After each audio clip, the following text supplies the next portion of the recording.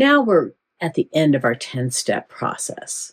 In Chapter 11, you're going to learn how to communicate your message to policymakers so it has impact. Now, there's lots of different ways to communicate your policy message. We talk about many of them in the book, but here's a few.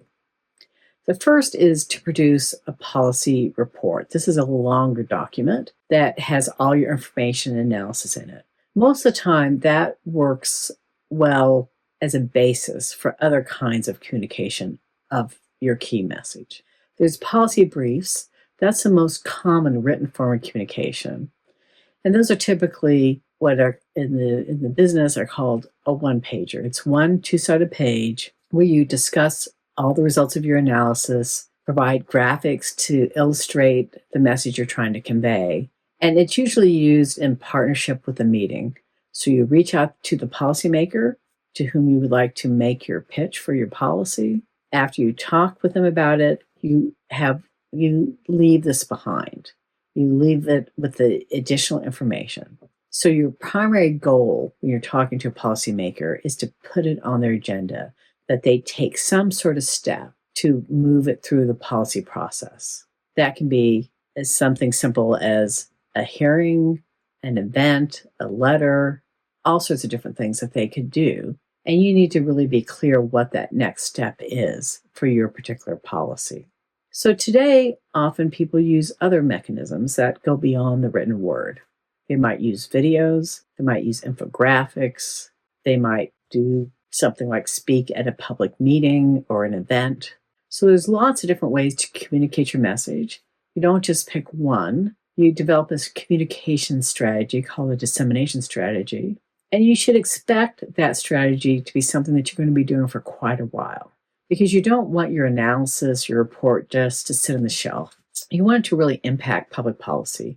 And public policy can take a long time. It can easily take a decade for a new policy to occur and go into effect.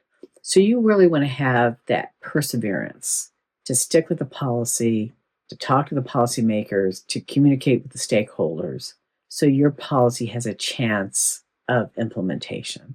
And even then it will be rough. But you've done all the analysis, you've really made your case, and now it's time to make your case to the policymaker and have that impact that you want on society. So there are a couple of key principles for any sort of communication. The first is you want to focus on your message, not the analysis.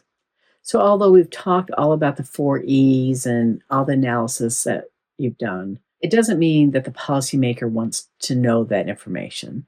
They're basically going to trust you that as a scientist, engineer, health professional, that you know what you're doing.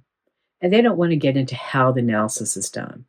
And this can be very challenging for those in science and engineering because you're used to showing your work, presenting it in a research paper, but that's not what a policymaker wants. They just want to know that bottom line answer. And speaking of which, the next principle is called bluff, or bottom line up front. When you talk to a policymaker, the first thing that you should say to them, the first thing on any written product, is what policy it is that you want them to enact and what you want them to do about that policy. So, for example, in the Women with Infants and Children program, if you were speaking to the head of the Food and Nutrition Service at the U.S. Department of Agriculture, which you might remember from the beginning is our policymaker, your first sentence should say, the USDA should implement a program that allows women in the WIC program to apply for their digital benefits online. That's the action that you want them to take, and everything else is just related to support for that particular action. 2 more important communications are not using jargon. We have a tendency in the scientific community to speak almost another language. We use lots of different words, like I have in this book, like benefit cost analysis. But I'm not going to use those words, benefit cost analysis, when I'm talking to a policymaker. Instead, I'm going to talk about the cost of the policy, how it relates to the benefits of the policy, but I'm not going to actually use the words benefit cost. And another key element for communicating with any policymaker is to tell a story. So we talk lots about facts and figures, but in the end, it's the stories that people will remember the most. So just like in the case of the videos that you've watched about this book, you're not going to remember very much about what all the different 10 steps are tomorrow. But what you probably will remember are the stories I told at the very beginning. For example, Jimmy Carter putting solar panels on top of the White House and Reagan taking them down. Or when I talked about the container deposit bill and the interactions that I had with Texas state legislators. That's what you're going to remember tomorrow and the next day. And that's also what policymakers are going to remember about the interactions they had with you regarding your policy. They might not remember those facts and figures. They're going to remember a story that you're going to tell them about a single woman who has children and the challenges that she faced getting her benefits from that local office, and how a digital option would have made it possible for her to get those benefits without taking time off her work and without bringing her children to a physical office to apply for her WIC benefits.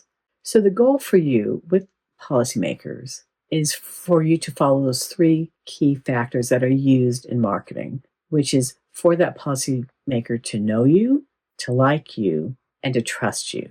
And that goal of know, like, trust will take time. It's not going to happen in a day in a 1-hour meeting. And so you really want to develop that relationship over time, communicate with that policymaker, and ideally they will know, like, and trust you enough to consider implementing your idea and improving society based on your analysis. So that's the end of our 10-step process. In our last chapter, we're going to talk about you and your future in science and technology policy.